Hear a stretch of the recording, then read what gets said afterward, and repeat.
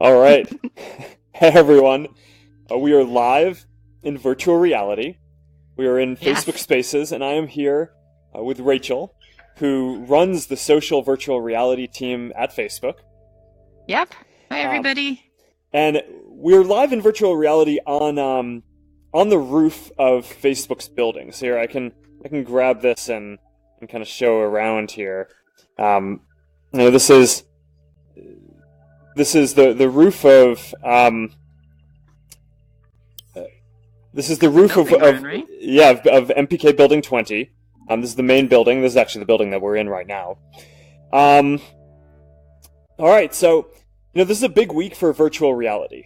We have Oculus Connect 4 coming up on Wednesday, where we're going to announce some stuff that I'm not going to announce now because it would be good to tune in on Wednesday and go through that. Yeah. But even before we do that, one of the things that I've found that I thought was really neat, just watching how people have used virtual reality in the last year, there's a lot of people are using Spaces, this tool that you and your team have built to do interviews and Q&As in VR, and to go places that it wouldn't be possible to necessarily go, or definitely would be a lot harder to go in real life.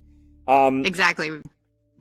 Yeah, go for it. We've seen people using it in all kinds of really cool ways. Like Wyclef Jean was interviewed by Slate the other day, and they took him to Haiti and showed him around. It was just amazing. So really cool stuff that people are doing to go different places.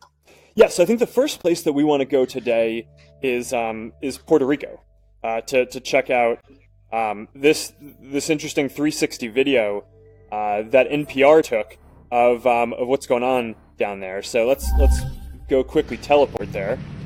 All right, so now we are in a 360 video in Puerto Rico, and hold on a second, and you can kind of get a sense of we're on a bridge here. It's flooded. You can get a sense of some of the damage here that the hurricanes have done. And this is one of the things that's really magical about virtual reality is you can get the feeling that you're really in a place, right? I probably should have mentioned this before, but Rachel and I actually aren't even, I think, in the same building in the physical world here. We're in totally different places. We're here. It feels like we're in the same place and we're making eye contact. We're talking to each other. High five. Yeah, there you go. High five. So now, this is we're looking around, and it feels like we're really here in Puerto Rico, where it's it's obviously a tough place to get to now, and a lot of people are really suffering with the aftermath of the hurricanes. This is an area that Facebook is very focused on trying to help out in the recovery effort. When the hurricanes first hit, we did a bunch of work around launching Safety Check to make it so that people in the community could tell all their friends and loved ones that they were safe. We activated community help, so that way people could say they needed food or shelter, and people in the community could provide that if they had that. We ran a bunch of fundraisers to help raise money for the relief efforts. But on top of that, we also did a bunch of work ourselves in terms of sending Facebook employees down to Puerto Rico to help with connectivity, right? Because when you're in the middle of a disaster like this, it's really important that people have access to the internet. It's important both so that people can connect with their friends and their family outside of the disaster zone, to tell them that they're okay or tell them what's going on. But it's also important so that way when relief workers go down there, they could coordinate with each other and know where people need help.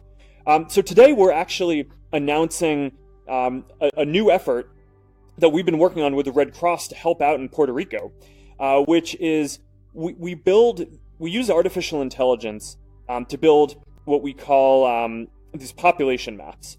So you can look at satellite imagery of an area and get a sense of where it is that people actually live and the density of different places and where there's infrastructure going to those places. And that's going to help the Red Cross figure out where people are who need help and figure out how to connect them and get the relief people connected with the people who need help down there to help out with rebuilding and all the efforts that are going on. So this is something that we've we've tried to do a couple of times in the past, but this is a good example of how you can use AI and machine learning to help out in saving people's lives and help out in relief efforts like what we're trying to do with the Red Cross here. But, there's so much more that's needed to help out in Puerto Rico right now. Facebook has donated more than $1.5 million to the relief effort already, in addition to the other efforts that I mentioned a second ago. And there's a lot more that needs to happen. So this is an area that we're continuing to focus on. Yeah, great. Well, all right. You can see that we can really feel like we're here, but this street is just completely flooded. Yeah. I mean, can you guys see this behind me? I mean, this is what it looks like. It's crazy to feel like you're in the middle of it. Yeah. Yep. All right. So do you want to go teleport somewhere else? Yeah, maybe back to California. All right, let's do it. Let's go check out where we're going to be for OC4 later this week. Oh yeah, okay. Yeah, we have OC4 coming up. So here, I'll take you to. This is last year's stage at OC3. Let's get rid of this transport order. Yeah. And so you guys are seeing the curtain, but maybe we can move it around so that you guys can see. Yeah, we'll flip the camera. Oh yeah. They can see the audience. There That's the audience from last year. Yeah. There you go. Yeah, this is basically what I saw from the stage last year when we were doing OC3, Oculus Connect. Actually, last year at OC3 was the first time that we demoed Facebook Spaces. And I basically got on stage and live and in front of everyone did this live demo in VR. That was fairly scary, but it worked out pretty well. But basically, yeah, this is the stage. We're on the stage here. And yeah, this was fun. I'm looking forward to being with everyone in the community again later this week. We have some pretty fun and big announcements that we're excited about that I can't wait to share with you on Wednesday. Before going too much into that, do you want to? I don't know if there's anything more on OC4 that you wanted to touch on. Well, we have lots of amazing speakers. We have tons of great announcements, like you said. It'll just be a really great time for people in VR to come learn about what we're up to, and yeah, we're excited to be there. You're going to be speaking? It's great to meet everybody. I will be speaking. You're going to give an update on all of the social VR efforts that we're doing. I will. A lot of work here. I mean, I don't know. For those of you guys who have only seen this, for those of you guys who've only maybe seen Facebook Spaces from some of the demos that we've done in the past, I mean, we've just been consistently adding features to this, and it's just getting more and more polished and better over time. And you got a lot more interesting stuff coming on that front on Wednesday as well. In fact, one of the things we added was being able to go live, which is why we're able to do this. So it's very cool. But yeah, so can I go to the moon?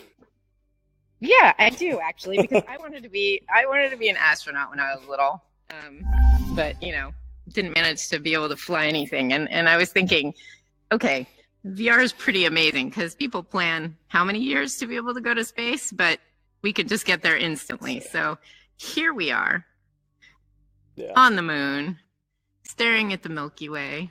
It's absolutely lovely and just kind of cool to be able to go places you can't go, right? And be able to be there with friends. That's exciting. Yeah, no, this is a pretty crazy view out here. It is a pretty crazy view. I mean, one of the big themes that we talk about for VR all the time is that, these days it's it's a lot easier to be able to move bits around than atoms, right? It's a lot easier for us to bring some of these experiences to us than it is to build a lot of the transportation technology to take people to different places. And there are all these different things in all of our realities that we can't experience. Right, whether they're people that we want to see, but it's hard for us to physically be there with them, or things that we can't do. Yep. And going to space is something that I think a lot of people dream about. And unless something really dramatically changes about the economics, about how that works, most of us aren't going